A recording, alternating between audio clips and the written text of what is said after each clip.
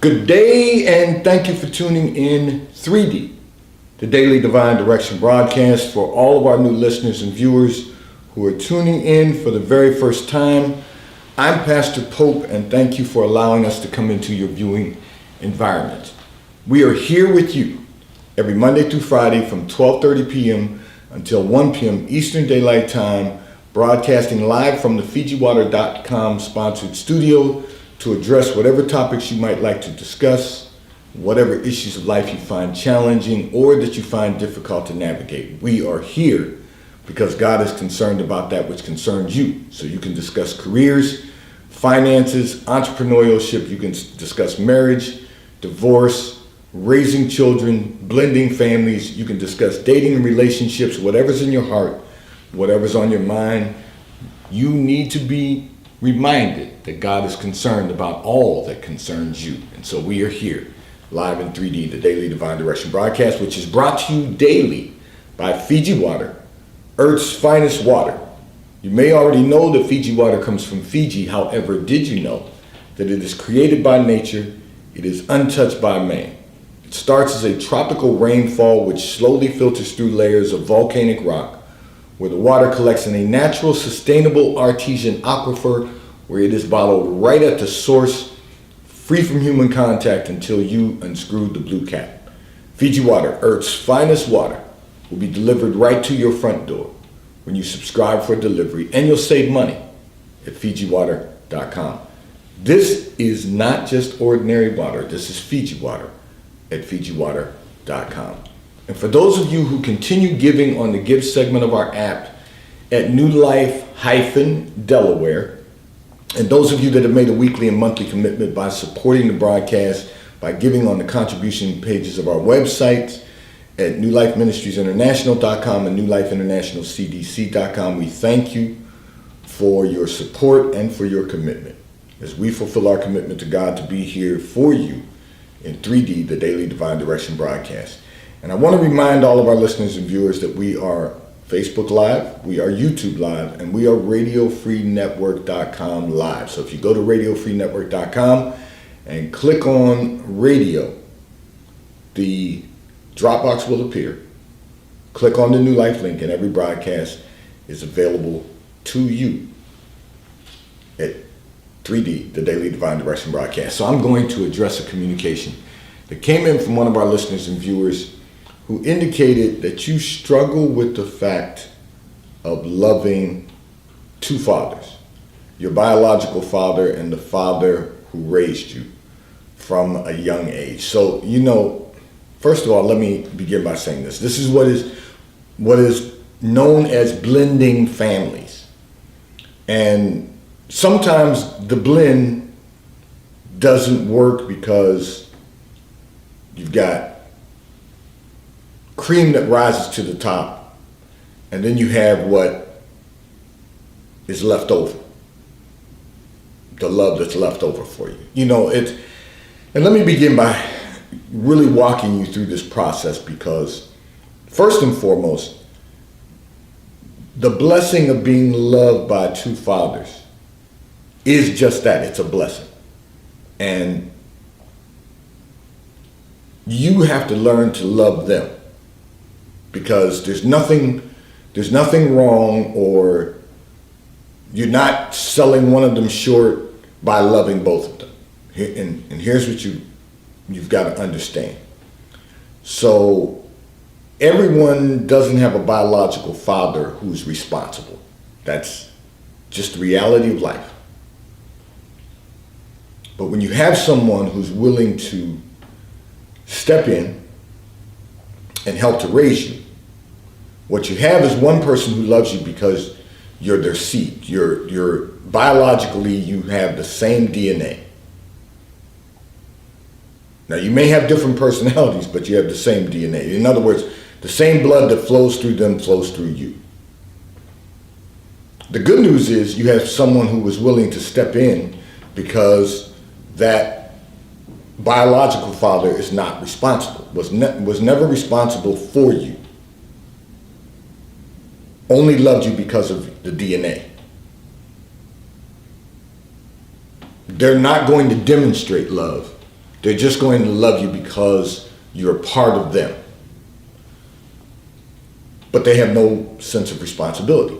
And so what you have to recognize is that when someone else steps in and raises you, they raise you because they love you, and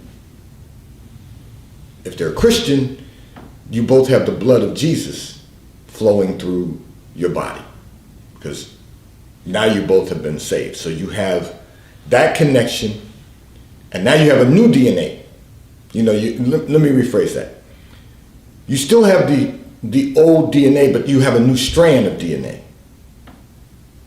that's been mixed into the equation, into your makeup. You have the human blood, and then you have the spiritual blood. So you have someone who is willing to step in, be responsible for helping to raise you, and loves you.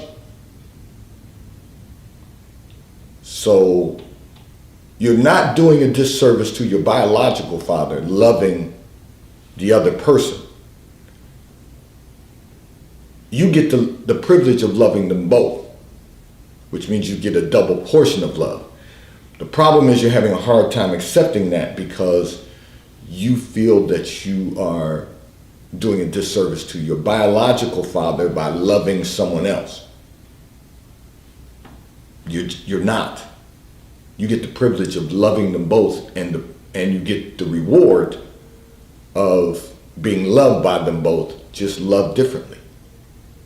And that's okay, because family dynamics are always going to be different. I won't even say challenging. We make them challenging, but they're really just different. They don't have to be challenging.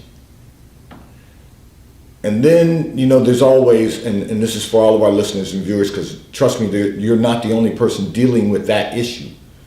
But then there's always the issue of treating the party who steps in, the responsible party, badly because you feel that it would be a disservice to your biological father to love them.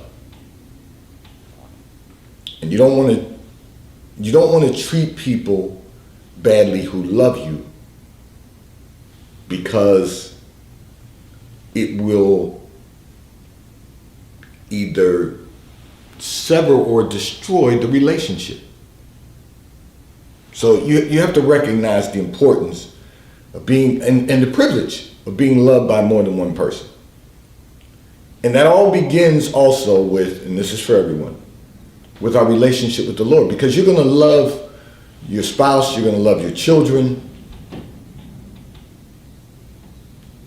But until you really work on your relationship with Jesus, until you work on your relationship with the Lord, you're going to find it difficult to love people in the way that Christ loved us. Because none of us are perfect. We're all being perfected as we go through this life journey. You have the privilege of being loved by two people, so what you really need to do is focus on loving them back and not struggling with who you should love and who you should love more. Because there's no comparison. You got two different people to love and two different people who love you in their own way, in their different ways. But the good news is you have people who love you. This segment of the broadcast has been brought to you by T-Mobile, America's largest, fastest, and most reliable 5G provider at no extra charge. If you are not currently a T-Mobile customer, you may call or text on the T-Mobile call or text line at 267-992-1424. We will place you into our queue so that you may become a T-Mobile customer and experience America's largest, fastest, and most reliable 5G provider at no extra charge. Taxes and fees are included in your bill. And if you auto pay by attaching a credit card to your account, you will receive a discount on your monthly bill at T-Mobile, America's largest, fastest, and most reliable 5G provider at no extra charge. I'm going to address another communication that came in from one of our listeners and viewers who indicated that you turned 35 years of age this year and to date have not had a really meaningful relationship. And now you're starting to really feel that as though you're the problem. You want to know what can you do to ensure that you can have meaningful relationships. So this is very interesting because, the Bible always tells us, it says to examine ourselves. And you've done that now to get to the place where you're starting to feel like you might be the problem. But here's what you need to know. First of all, you are not the problem. Okay, I get emails and communications from people often talking about, dysfunctional relationships and, relationships that don't last. And sometimes, the only common denominator in those factors are you, the person who's communicating. So I'll respond to that. In your case, you're not the problem. Let me walk you through what the problems really are and also discuss with you the changes that you're going to make that are going to lead to really meaningful relationships. So one of the things that you've been doing during the course of your lifetime is setting some standards. Your adult life, you're setting some standards. I mean, we all start out at point A and then we live life to get to point Z, but what you've done along the way of that alphabet is decided that you're going to set some standards, meaning, relationships that you had in the past have been, primarily intimate or sexual relationships that don't last because everyone's in it for the wrong reason. That's the first thing. And then the second thing is you decided some time ago, okay, I'm not going to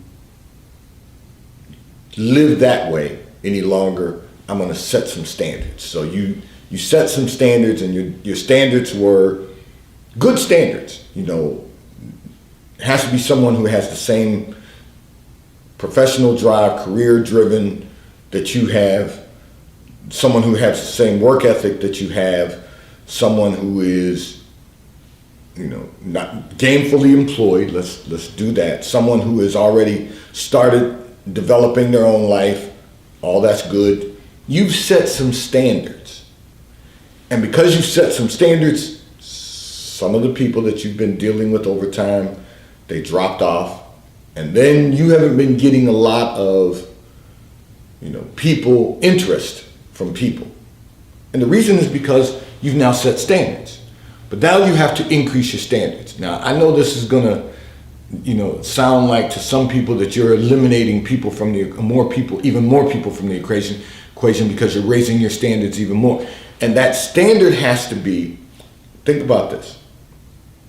If you're going to experience the fullness of God in your life, you have to make certain that you're prepared for the fullness of God in your life. And that means that you can't have someone in your life who's going to be a stumbling block to you experiencing the fullness of God. Or as I tell the students in our Achievers Academy, you don't want a liability, you want an asset. Now that doesn't mean they have to start out at the exact same level that you're in right now, but they have to be on the path to that. And the way that you'll know that is by their relationship with the Lord. So let's think about this. You've set good career standards, you've set personality standards, you've set goal standards. They have to have all of those things to be working towards success. Okay, that's a positive. Now, the next level is, do they have a relationship with the Lord? And what is that relationship with the Lord. Because those are two different things. They may be saved, but they may not be delivered from the world. They may be delivered from the world, but they may not really have a relationship with the Lord. Someone can not be a drinker and a partier, but they still don't have a real relationship with the Lord other than being saved. So the Bible tells us we have to work out our salvation, so they have to be working on their relationship with the Lord consistently. And how do you work on your relationship with the Lord consistently? You increase your prayer life, meditation on the Word of God, which means you have to be studying the Word of God, attending church every Sunday, at a whole nother level of praise and worship. You've got to be doing all of those things to be at the next level. And so that has to be your new standard. And you may not be getting a lot of, I'll use a different word because I was going to use a word, but you may not be getting a lot of invitations for dates, and you may not have a lot of relationships moving forward, but you only need one. You only need that one relationship that is blessed by God, that is going to allow the two of you to build a great life together, a great quality of life together. So that has to be a new standard. And the way that you test the standard is by the method I've been sharing with everyone about how we should have a whole new methodology for dating and a whole new implementation strategy for dating. You accept the invitation from those who want to take you to church on Sunday. And if they just ask you out to dinner, you ask them, tell them, I don't go to dinner until I go to church with someone and then out to lunch. And then when you do that, tell them it has to be 3 times. 3 consecutive Sundays and 3 consecutive lunches. Because you're not going to waste that last week of the month. You're not going to waste time going out with someone to dinner that's only going to lead to eventual destruction of another relationship. You're just not. Because your standards are not just career-oriented, not just relationship-oriented, but relation-oriented. Your standards are now pleasing unto God. How about that? And so you're even going to make it more difficult for someone to date you. But you're really not making it difficult. You're making yourself available to the right person. The one person that God has appointed for your life. Someone that you can walk with in agreement. Someone that you can be yoked with to build a great quality of life, to plow the fields of life and build on the foundation you'll lay once the ground has been cleared. So you're not the problem. It's the people you've been dating that are the problems, that you're not having meaningful relationships. And now at 35, you're ready. You still have some preparation to do, because we all do. You have to set those relationships that you've had in the past aside. You have to decide that listen, if they were the one for you, they'd still be in a relationship with you. Because you were not the problem.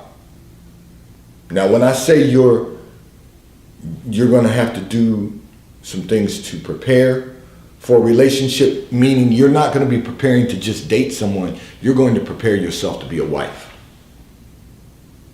And the person that you're going to eventually have a relationship is now preparing themselves to be a husband.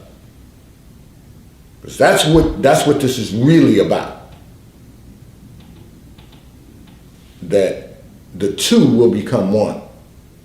But you want it to be the right person. You don't want it to be just someone that you've had a relationship with and you get in a relationship with and they ask you to marry them, but they don't have a relationship with the Lord They know who God is, but that's about the extent of their relationship with him.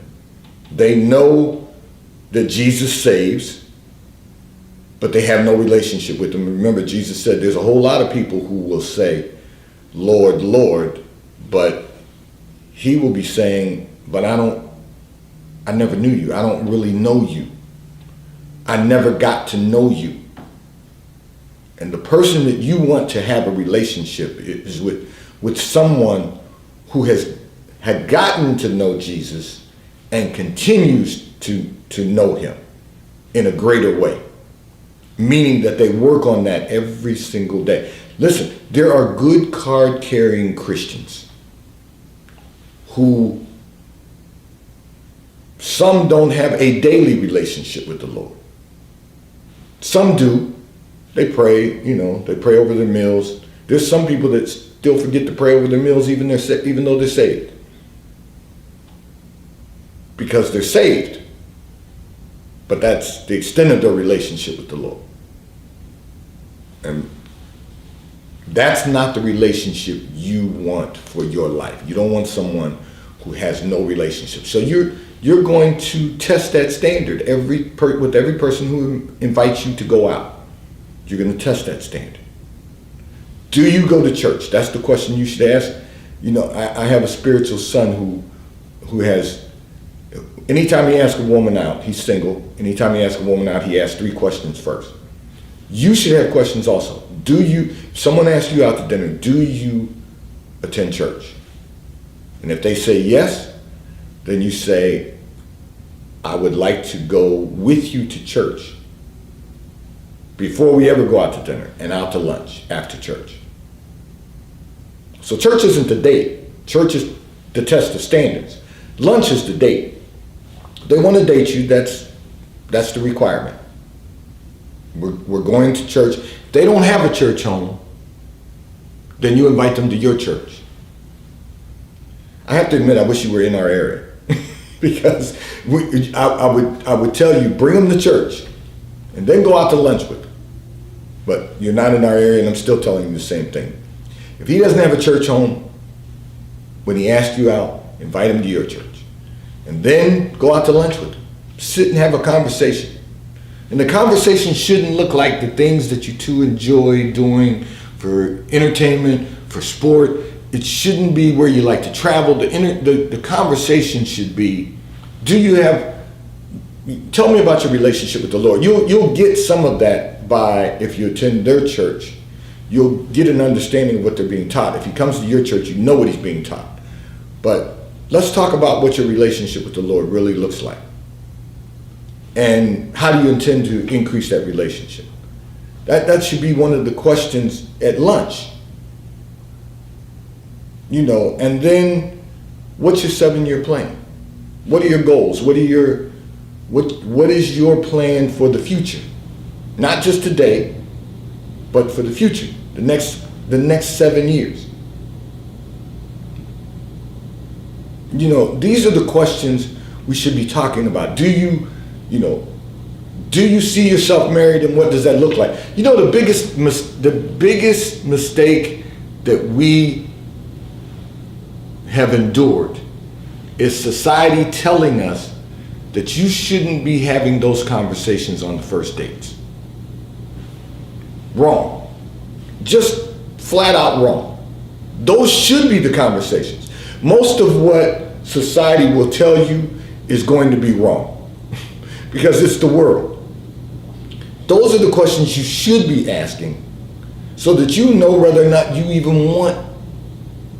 Let me rephrase that. Well, no. If you want to date them, or if you desire to even explore a relationship with them. We shouldn't be exploring relationships with people just to satisfy our flesh.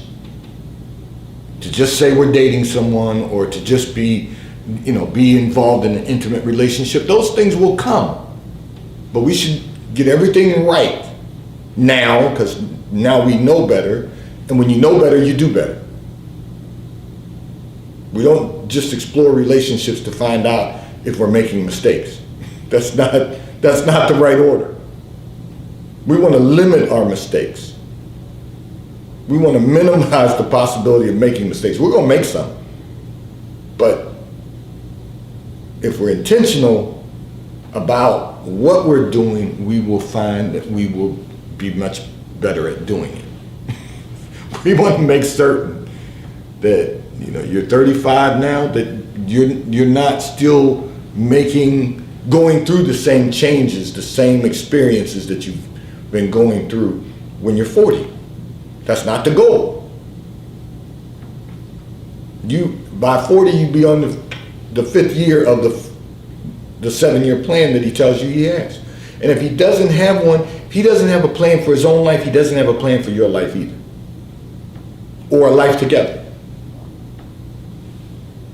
We want to make certain that we position ourselves to experience the fullness of God.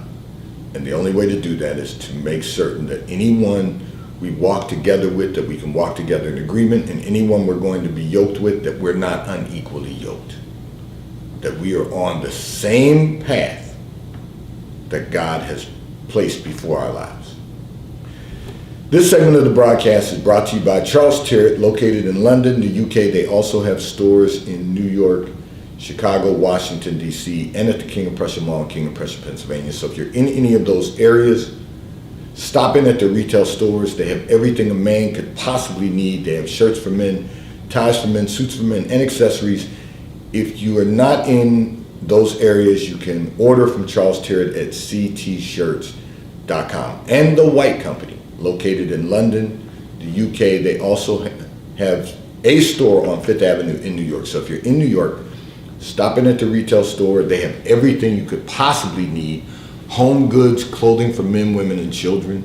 And if you're not in New York, you can order from The White Company at thewhitecompany.com.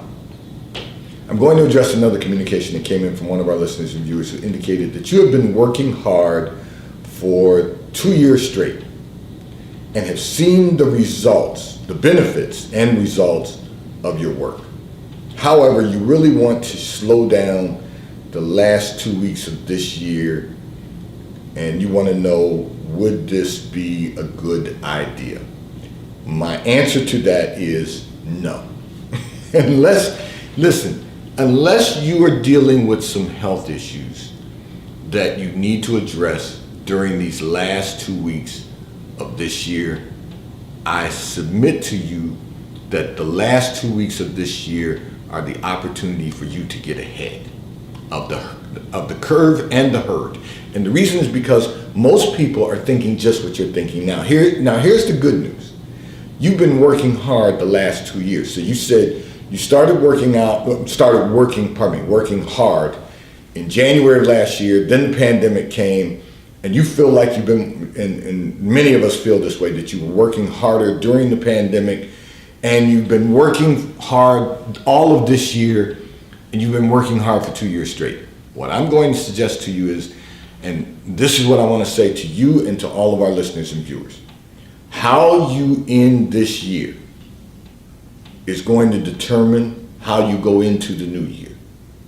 So you're trying to address health, if you're trying to address health and wellness issues in the last 2 weeks of this year, that's a positive because you're going to conclude the year with health and wellness. You'll go into the new year healthy and well, body, mind, and spirit. So that's the good news. That's the gospel, the good news, okay? If you're not dealing with health issues and you're diligent about your work, you need to remain diligent about your work. And why is that? Because you're going to create momentum in the last 2 weeks of this year that will take you into the new year.